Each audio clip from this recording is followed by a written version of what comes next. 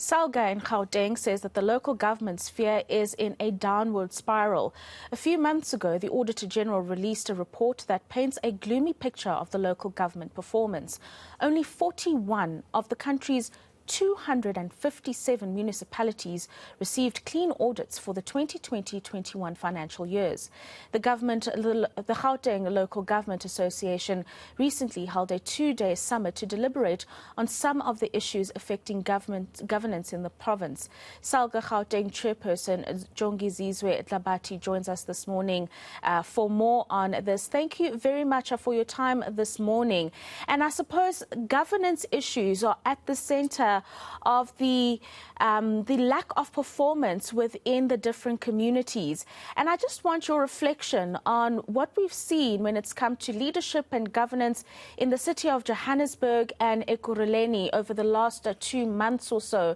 Is this not a concerning state of affairs for you all as Salga, but also as politicians that are supposed to be leading these communities? No, thank you very much for the opportunity. We really appreciate as Salga Gauteng. Most definitely, our observation on the state of local government in the entire province points to a rather concerning state of local government. And it is in this regard that the Salga, in its provincial members' assembly that we held, speak to the issue of the state of local government in Gauteng, in particular, the issue of the impact of coalition government on matters of service delivery and governance.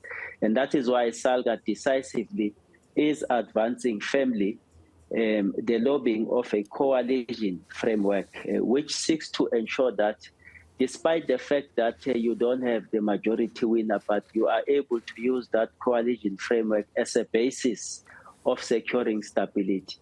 For we believe that at the end of it all, and irrespective of our political party stances, the common objective is that of providing sustainable services to our community. So definitely it was a concerning issue, but we strongly believe that Salga has a proposal, and that proposal is to ensure that we lobby decisively for the implementation of the coalition framework across all municipalities that are affected by coalition. But we've seen, and we can appreciate what you've come out of as Salga in terms of a resolution and a way forward. But we've seen that there's been a lot of friction between the coalitions, parties not agreeing on various things and various positions. So in that regard, how do you believe you'll be able to create that sustainability where there is a common understanding that it's not party agendas that should be addressed, but community agendas that need to be looked at?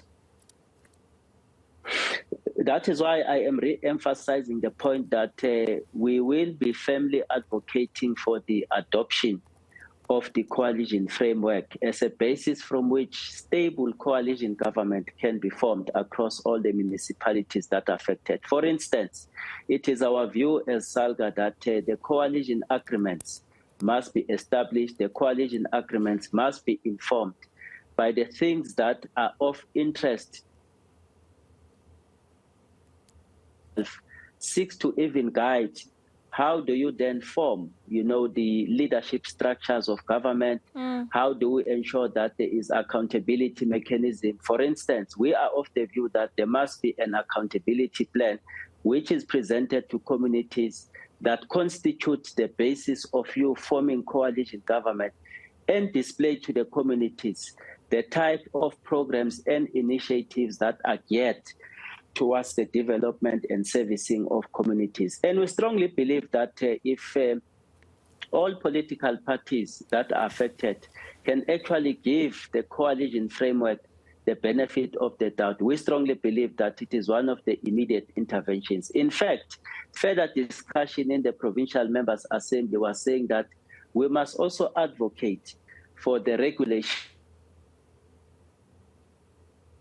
municipalities as a way of providing certainty that municipalities are not going to collapse on the basis that political parties are entangled in their own differences as opposed to the interest of our communities. There's the issue of interests of the parties as well as the communities, but we've seen not only from the Auditor General, but in instances or daily lived experiences that the financial status of a lot of cities within the province is not on a good footing.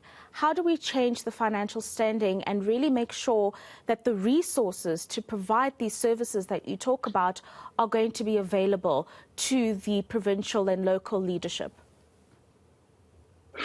In its assessment of the local government, the National Executive Committee of Salga, in fact, appreciated that there are some of the contributing factors, to the financial positions of municipalities. Firstly, is the fact that local government is not properly funded. Local government, comparatively with all other spheres of government, it contains with it a lot of mandate that it must implement. However, if you look at the resources that are channeled at local government are not adequate. So the first point is to ensure that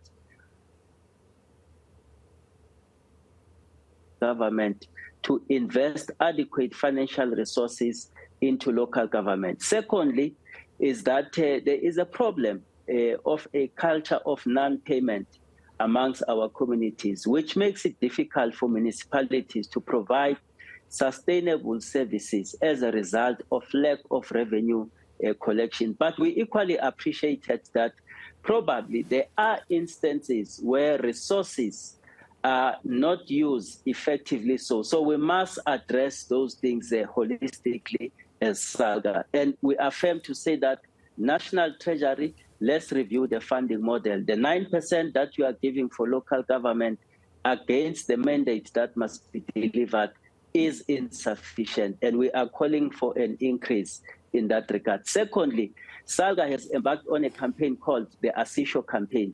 Amongst other objectives of that campaign is to ensure that we become a voice of reason on behalf of our member municipalities, really to drive a message that those who can afford to,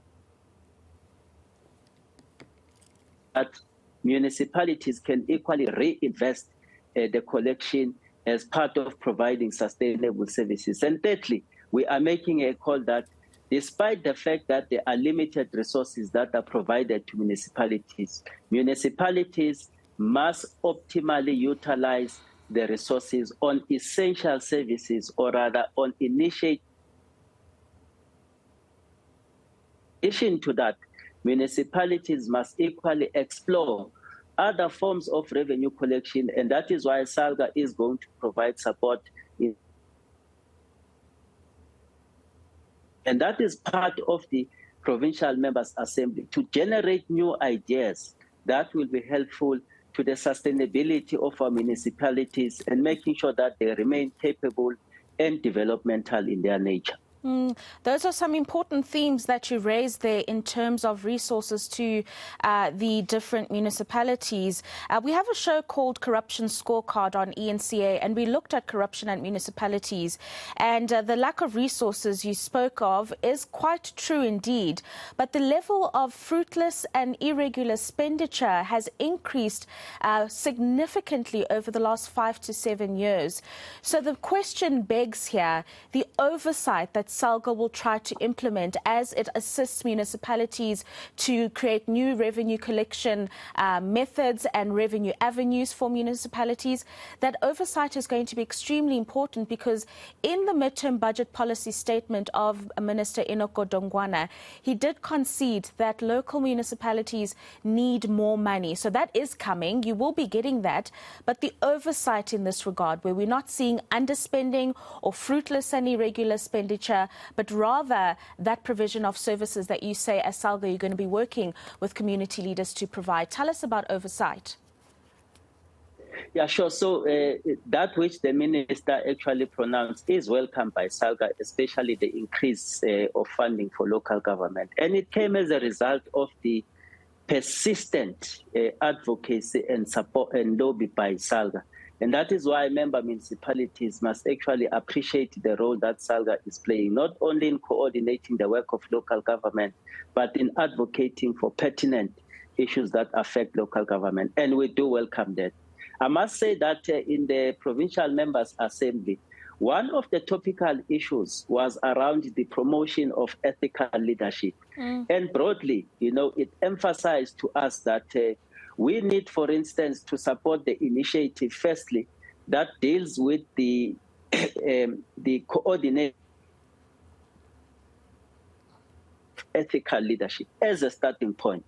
Secondly, is that there must be a strong tone from the leadership of the institution around the aspect of good governance, and that a tone must be clear in that we are not tolerant to any instances of fraud, corruption, and maladministration. So we believe that the leadership tone and subsequently, the introduction of the Code of Ethical Leadership at local government will assist greatly on the issues of oversight. But more so, the Provincial Members' Assembly echoed a strong sentiment that says that the leadership of local government must be decisive when it comes to consequence management, because in many times, the failure or rather the lack of instituting decisive consequence management actually does propel a culture where wrongdoings at local government are accepted. We are working very closely